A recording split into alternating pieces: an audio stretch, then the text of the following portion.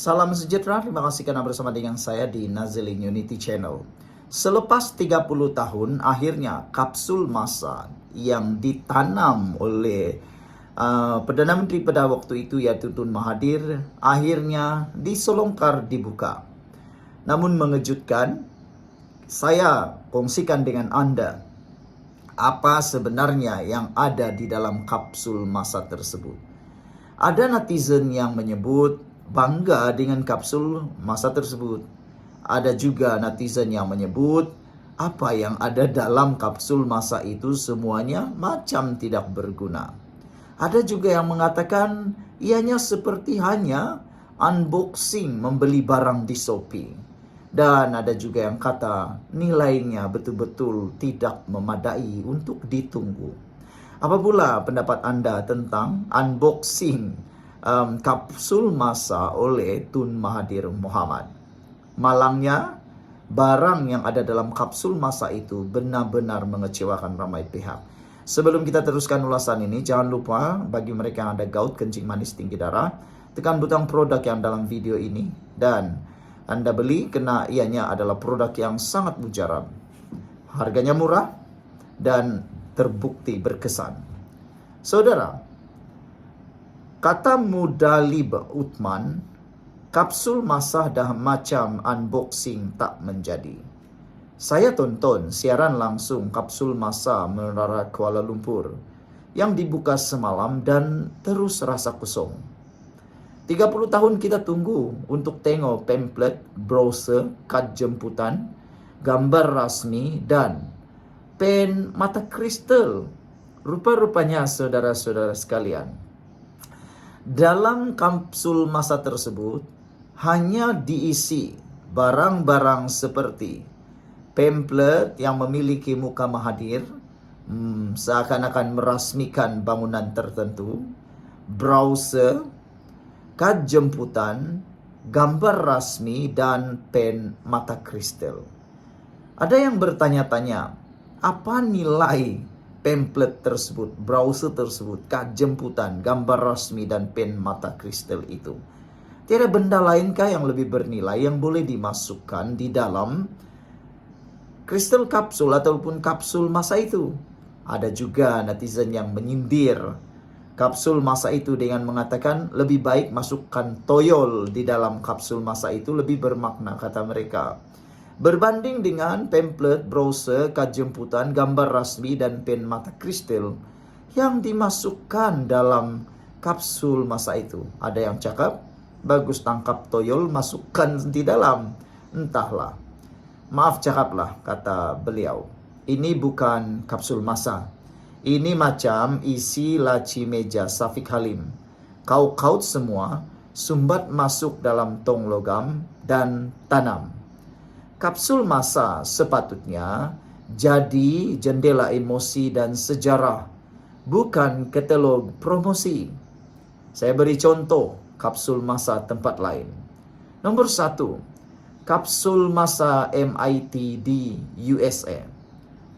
Ditanam pada tahun 1957. Yang mana kapsul itu menyimpan surat dari ilmuwan, teknologi yang belum ada masa itu, dan prediction masa depan. Wah, ini paling bagus.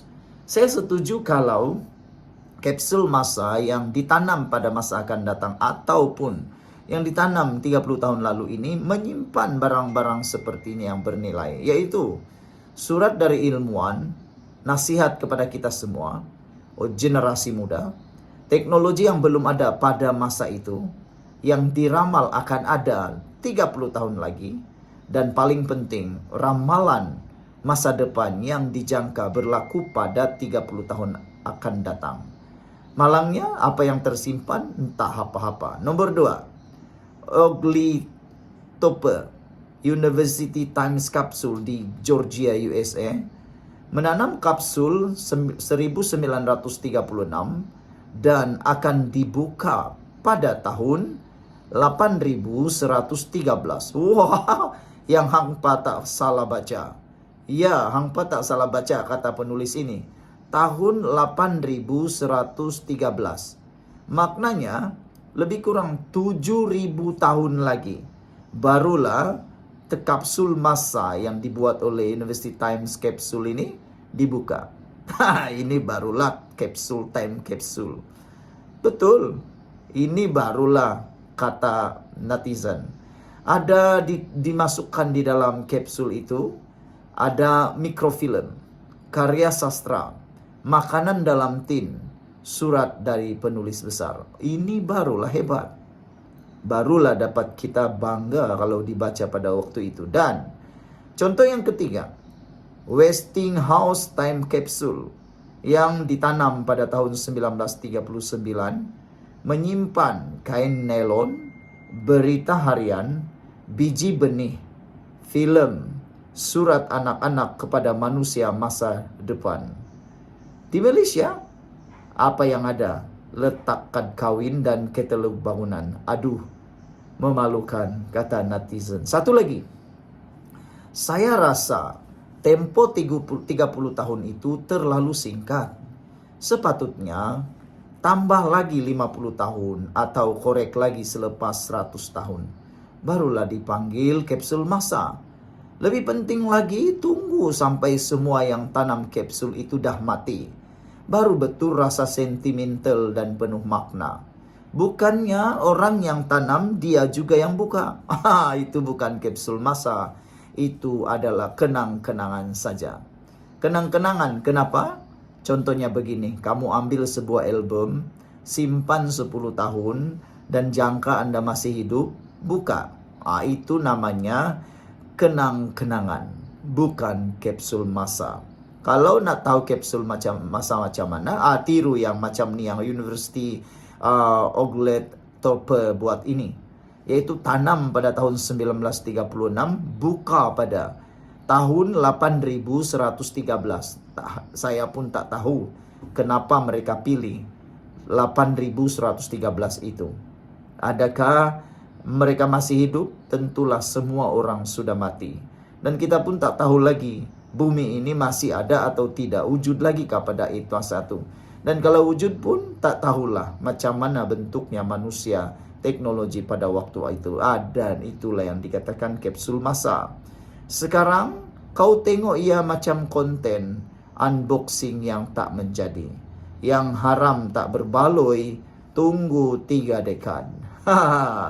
Saudara-saudara sekalian, apa yang betul-betul mengecewakan ramai orang ialah apabila barang-barang yang ada dalam kapsul massa yang dibuka itu hanya membuatkan seorang jadi bangga, seorang jadi terharu, seorang jadi emosi, yaitu hanya Mahathir Mohamad.